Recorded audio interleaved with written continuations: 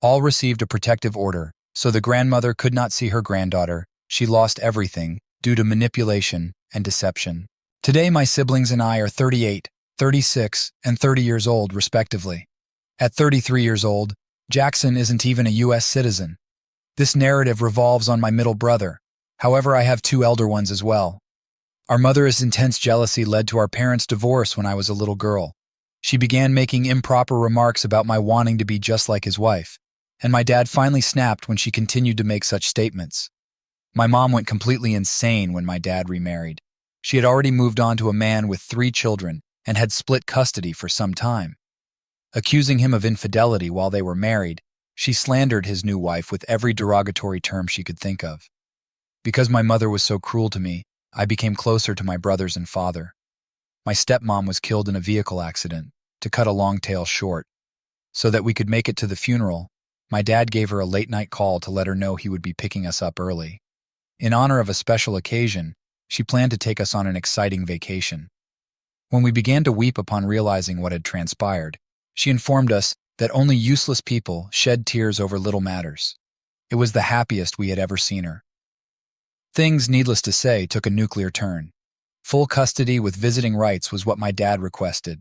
It was still terrible, even though he paid for our visits to see her when she moved away and kept the lines of contact open. We began to reduce contact with her the moment we reached 21. My high school graduation was our final encounter with her, and she wasted no time in telling everyone there that we were ungrateful children. Even her spouse would insult us. Since then, we haven't spoken at all. Michael, my brother, began seeing someone other than his ex-girlfriend 4 years ago. Even though she's heard all the excuses for our lack of communication, she still thinks we're being over the top. She appeared to wave goodbye to the "you need to reconcile with your mother" campaign after causing so much friction with her views. Nothing seemed amiss or suspicious when the wedding was being planned. When we arrived to the church, we saw Mom, her husband, and their 3 children seated in the front pews. My heart raced, and I frantically contacted my brothers. Michael contacted his ex-girlfriend to inform her about the possible drama, since he felt she could have found out and wanted to crash. She assured him that was okay since she had invited them. Michael requested that I get him after our eldest brother attended to business at the church, and then he hung up. We fortified our house and remained there for the night. His mother's husband phoned and said he had always known we were useless, even when his ex-wife and her relatives and friends tried to reason with him. Following the initial shock, the majority of Michael's acquaintances and relatives have come around to supporting him. If Dad doesn't tie the knot with his ex-girlfriend, her parents will sue him for the money they spent.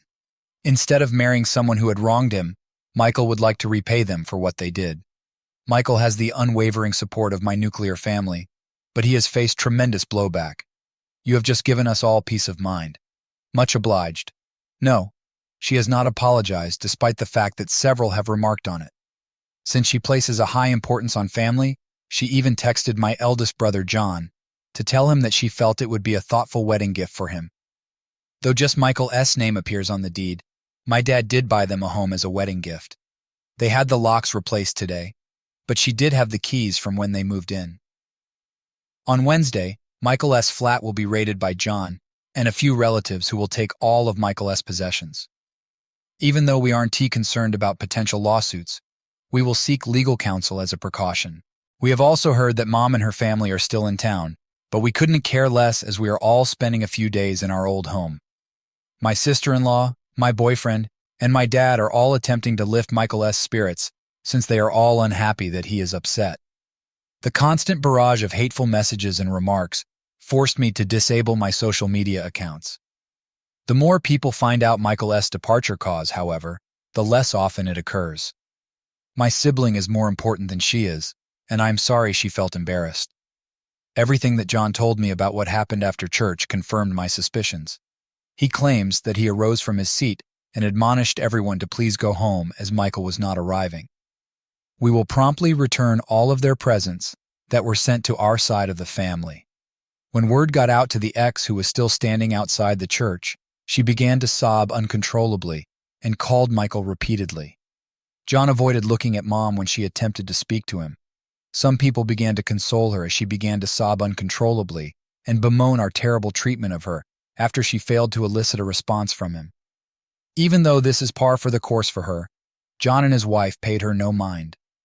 Upon exiting the chapel, John's ex-girlfriend was waiting for them, asking to see Michael. John politely declined. After that, she insisted on knowing the party's fate, and he assured her that if she was unhappy with the location, he would find a way to give the food to the restaurant's employees. John refrained from yelling, as he did not want to satisfy Mom. However, everyone else was screaming.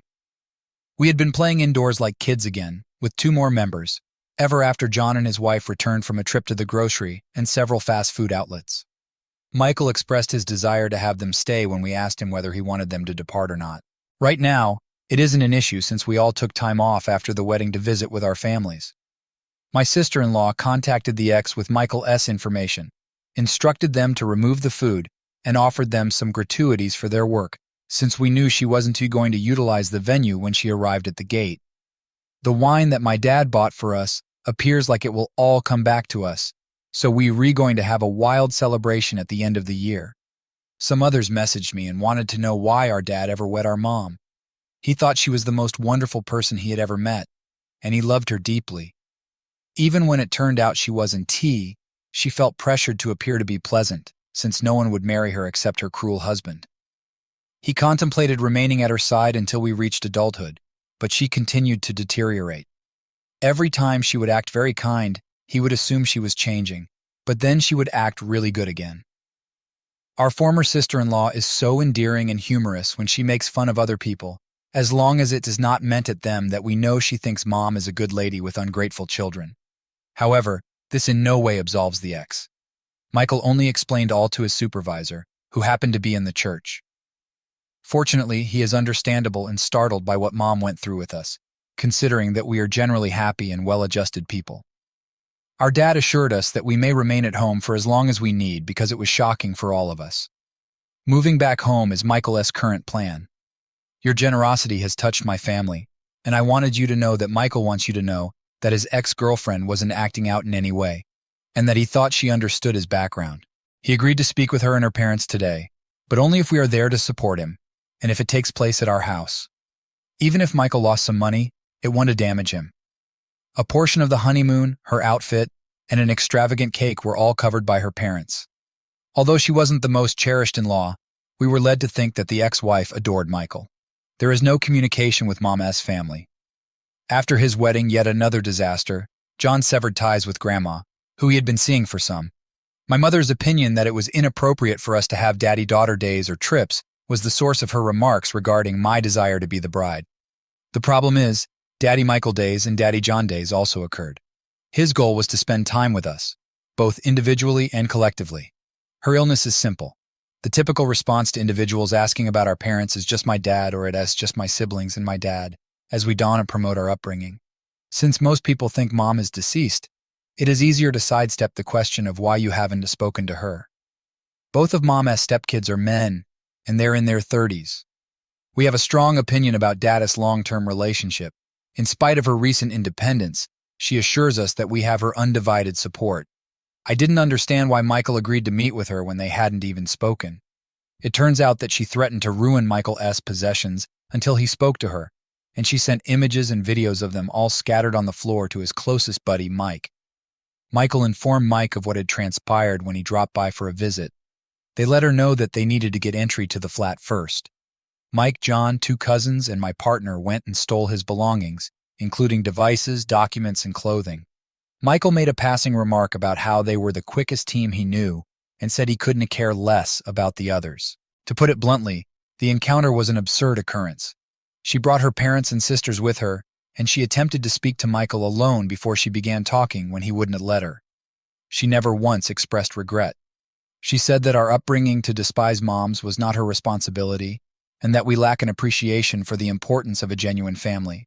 Because she was afraid he would follow his upbringing and steal her children, her primary goal in raising Michael was for him to appreciate mothers.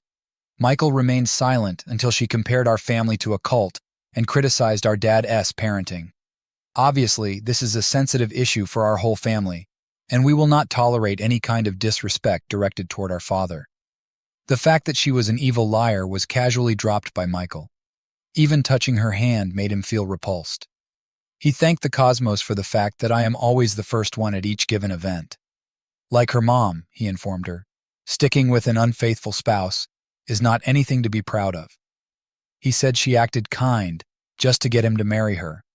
Because his love for her, or at least his perception of her, was strong, he let go all the little things that he could get over. He has said that he would never forgive her for the pain she inflicted on his brothers, but he refuses to hate her, since doing so would drain his vitality, and she is unaware of this. She has pretended to be a victim, so he would explain his absence to everyone, he added, adding that she had plenty of time to straighten things up. Michael needed the brutality because it was therapeutic. Despite their intense redness, her parents said nothing. She was sobbing, and her sisters tried to defend her and their parents' love. They were also expecting my family to dispute, but we managed to keep it together. Afterwards, Michael informed his ex-father-in-law that he may choose to sue if he so desired. However, Michael expressed his reluctance to do so, since doing so would expose his family's unsavory past to the public eye. Despite the fact that they are both growing older and that arguments arise in every family, Michael as father incredulously maintained that he should attempt to make apologies by marrying his ex. Ivy never scowled so much. The remaining time of the conference was devoted to planning the return of the wedding presents that had already been received, ending the family's harassment, canceling and refunding the honeymoon, and changing the locks. Michael was in business mode and didn't want anything from his ex-girlfriend, who continued sobbing and attempting to speak to him. After she made the unpopular decision to retain her engagement ring, he finally spoke to her face to face. It was a problem-free departure. Mom and her husband snuck through the gate as soon as we opened it to receive the alcohol. She apologized and claimed she needed to spend time with her kids, but my dad still wanted her to go. She insisted he brought us up incorrectly, and that we were the ones to blame for her embarrassment. We obviously lack maternal love, she continued, and she couldn't believe we were such horrible people. She suggested we start making apologies with her. She was correct, and this was the pitiful outcome. John then walked outside to inform her that the cops were approaching and that she should go. Since he hadn't spoken to her in over a decade, she seized the chance to weep. She attempted to charm him into joining her and her husband for dinner, but John just ordered her to depart since the only thing he wanted to hear about her were the details of her burial, which he could then attend in celebration. This triggered the husband's frenzied sobbing and yelling as he demanded an apology and threatened to physically harm John. Once Dad and John returned inside, they left them alone until we saw that they had gone and shut the gate. The things I said about our mother are just the beginning. Some people find it difficult to comprehend our reactions. John had to say it, and although Dad wasn't exactly pleased with it, he knew he had to since he was representing us all. Maybe it's as horrible of us, but we'd rather not see this lady again. In addition to our individual sessions, we will all be participating in family therapy. Michael has changed his mind about wanting the home, but my dad has told him to take it easy and that he should work on healing his heart first. We've done horror movie marathons with a few old Disney flicks thrown in. We also played a drama bingo game where we listed all the possible outcomes since, well, we are somewhat theatrical, I suppose. We grew up loving and taking care of one another, yet when provoked, we can be quite little. My brother sees affection for me outweighs my sympathy for her. Therefore, I would leave her at the church again, even though it would make me feel better to know that she embarrassed herself. We are now planning to continue our staycation, but we plan to go on a family vacation in the future. No one could have asked for a greater brother and friend than John, according to the individual who praised him as a hero. Everything has been read so far. For allowing me to vent, I am grateful. Your comments and letters have made my brothers realize how fortunate we are, and they want you to know that. They are grateful for the encouragement and want you to know that things will improve for those going through the same thing. Please accept my invitation to join our cult. Before we begin, let me clarify something. Joe was not parentified. My brother's willingness to spend time with me was the driving force behind their choice to do so, in response to the nasty article you wrote about it. On some occasions, we celebrated with one another, or as a group. They had a full social life, did whatever they pleased, traveled extensively either with me or on their own, etc. Family, nannies, and my dad were all there. No one ever tried to compel them to take me along. There was a great deal of reasonable freedom for them. Despite the fact that my parents split when I was 3 years old, my siblings and I remained mostly in my father's care, and we would only see our mother in pairs at the most. After I became 21, the only time Joe or Michael paid Mom a visit was when they asked me to, as they were afraid I would go alone. For what seems like an eternity, we have all gone to therapy. Our mother's appearance is the only reason for our special sessions. She had no interactions with anybody other than Joe. In addition, Michael and I are well versed in self-defense techniques. Joe approached her without our asking. Why wasn't my dad the one who accompanied Joe to church? He was requested to return home by Michael. Even if he was required to speak with the lady thereafter, we did not believe he had to see her. Michael just shed a tear. Do not fear him, he is not a monster. He believed he was an excellent judge of character, that he would spend the rest of his life with Daniela, and that he would never have to see our mother again. He is devastated. A lot of feelings are running around, but our upbringing has taught us to control our emotions with individuals we don't like or trust. In order to cope with the treatment we received, we honed this survival ability. After Grandma invited Joe's mother as a +1, Joe ended their connection and ceased communicating with her. No rituals were observed, a no-entry list was in place, and the venue had security. After writing a letter to Grandma, he cut off all communication with her. Her funeral was also skipped by us. There were around 300 people in attendance at the wedding. We were unaware of it since she used other names while creating the wedding guest list and seating arrangement. No, Daniela is not from Brazil. There is no alcoholism in my family, as my dad asked me to tell you. Even if it is anonymous, he is still scared that others would assume that. To be honest, I've been in utter chaos this week. Pregnancy tactic proponents couldn't have been more correct. Her internet message went viral. Michael was once again receiving calls from concerned citizens who wanted to know whether the rumors were real. Michael contacted her by phone and requested that she remove it. Claiming to be pregnant, she persisted. In order to discuss it, he requested that she remove it. She erased it, went to see Michael, and for some reason, she believed he wanted her back. I accompanied Michael. Until she saw me walk in, she was overjoyed. In response to Michael's question about her pregnancy, she sobbed and clutched her tummy as she expressed her desire to protect her unborn kid from a dysfunctional family. She sobbed even more as she yelled that Michael didn't trust her after he told her they were going to the doctor right away to find out. Just so you know, she isn't really pregnant. However, she shared on social media how upset she was when Michael forced her to get an abortion. This was a really awful thing to say, as you would expect. A lot of people were phoning Michael because all the commotion has left them confused about who to trust. Anna, my sister-in-law, contacted Daniela as soon as she learned about the posters and the meeting. What was stated in that chat is a mystery to me, but Anna has never been this furious before. Despite the downtime, Anna emailed all of the people on the wedding guest list with all the pertinent details, including the fact that Daniela was never pregnant. Daniela left Michael heartbreaking voicemails in which she threatened to end her life if he wasn't there. So we learned this morning that she had a breakdown. Michael did what our mother always encouraged him to do. He contacted the police and reported the incident. She is now under supervision after her family insisted she attend treatment. Our involvement has been unnecessary, and we regret that it has come to this. We have previously sought to change our numbers as well. Although we are unconcerned, our mother did threaten to sue Anna for defamation over the email barrage, which we also ignored. Anna's parents are incredible. They've been quite vocal about how they support our cause and agree with her approach to the situation. Anna managed to calm John down and get him to stop being so angry. Mama's spouse, as always, has been wonderful. Restraining orders are not well received in our nation, but Dad is still thinking about getting one. At our house, we did hold a social gathering yesterday, and everyone had a great time.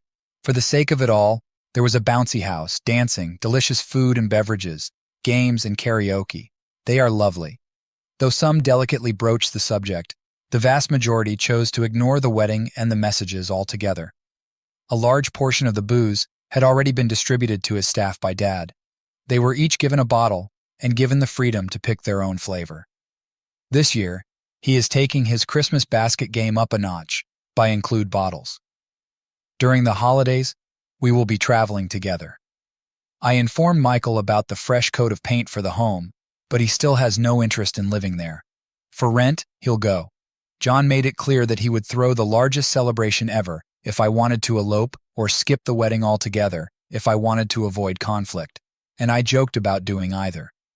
Indeed, he remains unparalleled. While I appreciate the kind remarks and texts, I will not thank the nasty ones, the accolades, or the curiosity. I apologize to all the good Daniels in the world. I want to express my gratitude for your interest in the Christmas update. We love having you around, and it's always a pleasure to fill you in on the latest happenings in our cult. First things first, hello, greatest sub. You are officially a part of our family legend now. Yes, I do read all of the messages, comments, etc. Although I had many female role models, aunts, grandmother, etc. Some people said I was missing a feminine figure. The fact that Laura, my dad's fiancée, is not a maternal figure does not make me feel like a horrible woman. My dad was all set when I informed him I was on my period. My brothers were already well prepared once he told them. They were all secretly following their own strategies. I had 3 guys handle it and even give a presentation on it, to make a long tale short. I know that sounds terrible to me, but I can only imagine how uncomfortable it was for them. I'm reminded of how much they thought about me all the time by this amusing anecdote. Although we like Laura and think she is fantastic, she has no issue with not being married to my dad. Remarrying is something my dad is against. Our support would be with him if he did. No worries, Daniela. Everyone is buying her sister's attempts to create a major issue out of their accusations that we are nasty. Thanks to the email that Anna wrote. A partner who didn't want any connection to a poisonous family likewise dumped one of them. So long as you don't ask again, I will not tell you where we live or our dad's job. We are rebranding ourselves with new phone numbers, accounts, and a relocation in the works. With John, I keep a short note with a connection between false and real names, and I use Word to compose my posts. Mostly it is to ensure that my rants remain coherent. Everyone, my dad wants you to know that the cult has approved your applications.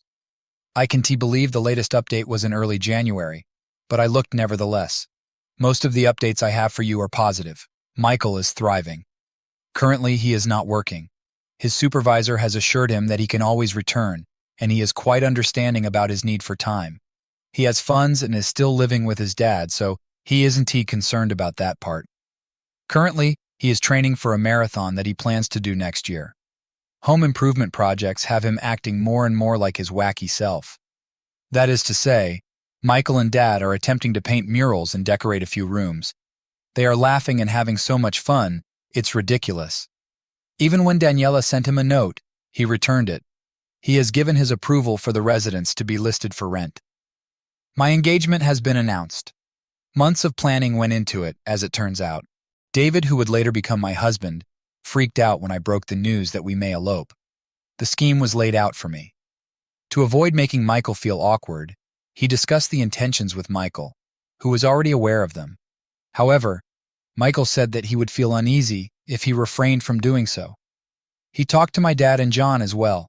They say it was in good humor, but my dad made him sweat when he asked for my hand, claiming it wasn't his to offer. Not long ago, something occurred. I can contain my excitement, at least not compared to my dad. Even if it's only a civil ceremony, he insists on being my attendant. My news is fantastic, but I think the other major story is much better. John and Anna's name has been on the adoption waiting list for some time, and they only became parents a few weeks ago. Her innocence and beauty are unparalleled. Like with other infant adoptions in our nation, this one is final. A lot of crying, happy crying erupted when they informed us that the kid was finally theirs. We knew they had intended to adopt for some time. No matter how awful things got this year, the finest thing that occurred to our family was when Dad went into grandfather mode. After hearing about the newborn, Mom insisted on seeing him or her. An order of protection, in our view, has been served upon her. If we can help it, she will never look at her. The bad news is those things.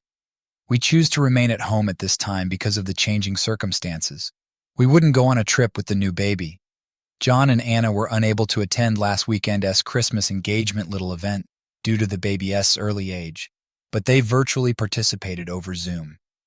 Being the runaway bride of the family, we all decided to shower Michael with silly presents featuring Julia Roberts, such t-shirts, mugs, hoodies, etc.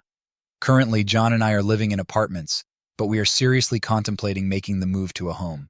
We are still reeling from what happened, and we are aware that there is much to do yet. We are eager to concentrate on the positive aspects of our situation, since the bad ones are few. Regardless of the circumstances, I will always be thankful for my family. This, my friends, is likely to be the last update. The previous ones may not have been as thrilling or dramatic, but that is our goal. I have no intention of removing anything. Just in case something noteworthy occurs, the account will be available here. For the remainder of the year and beyond, may 2024 be the finest year of your life. Greetings, Reddit. To start with, we now have 2 cats, as is customary. We are overjoyed that Michael is now happy again. He moved in with his fiancée Laura, is now living with Dad. Although there have been some difficult moments, we continue to look on the bright side and are there for one another. First, the terrible news: our mother S side of the family did in fact have cancer, but it wasn't hers. It was really one of her stepchildren who died at the start of the year. As always, she is using it to the fullest, and we find her repulsive. We understand the pain of losing a loved one, but we will remain firm in our decision to cut off all communication with her and her family. Not that we ever questioned it, but Daniela gave birth to a beautiful baby boy who is not Michael S. After the test, she was at a loss as to what to do next. She had tried to get him to sign paperwork and identify himself, but he had refused. When she found out Michael was seeing someone seriously, she lost it. And when he moved in with his girlfriend, she lost it even more. She remains obsessed with the idea that he is her soulmate. This lady is quite remarkable. She attempted to cyberbully the girlfriend, but she was stopped. Another thing that we have heard about but have not seen is that the child's father is a married colleague in his 50s. Together with his girlfriend, Michael moved in.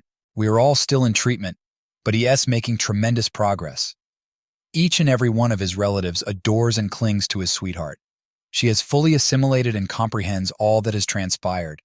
In addition to his first marathon, he is thriving in other areas as well. The timing was off, yet he accomplished it nevertheless. There's a lot of joy among John, Anna, and the infant. They would still want to adopt at least one more, therefore they are still on the list. Additionally, I feel the need to reiterate the following: adoptions in my nation are not handled by agencies. When you match, you receive the baby. You get on the list after several exams and interviews to check whether you are a suitable candidate. That infant is all yours. I apologize for the lingering ambiguity. Nevertheless, keep in mind that we are not American and that customs vary from nation to country. Beyond that, the infant is absolutely the most perfect baby ever. Even though I may have a prejudice, I think it's fair to say that she gets the know a lot since nobody wants her to be spoiled. Since they are in the market for a permanent residence and are considering working from home, she is now sharing a room with Laura and a playpen with Michael. In essence, Dad has moved in with Laura. A couple of vacations were taken by them lately, and she seems to be pleased about it. Being hands-on grandparents is something they adore. Since the cats sometimes visit as well, they may now lay claim to 3 grandkids. Funny thing is, my dad wasn't exactly thrilled about having cats to begin with, but now he's so accustomed to taking pictures of his pets and printing out the finest ones. He also keeps his pals updated on his progress, and they often wonder whether he's referring to the baby or the cats, since he's always so enthusiastic about everything they do. I think he gets them all too many toys. But hey, that's just grandpa stuff. Our February wedding did go place. Despite our non-traditional engagement, my dad still escorted me down the aisle. Michael served as my best man, and John as David's best man. All the while they were making plans, he would only accept the name Julio. Mother did her best to attend the wedding and persuade Anna's parents, but Anna would not provide any details. Having Laura there instead of my own mother was considered degrading by some of Mother's family, but I find it repulsive to justify her behavior, so I guess I can really care. It was completely stress-free, and we had a fantastic day. No one attempted to cause a disturbance, no one sobbed out of despair, and no one fled the scene. So far, the cult is doing extremely well, but we are rebuilding a section of the home to make it more ours and away from my childhood bedroom. Michael proudly wears his t-shirts all year round, even if he received a little less from Julia Roberts. Last but not least, Michael's fiancée has suggested that he pop the question at the appropriate moment, so maybe this time he will truly tie the knot.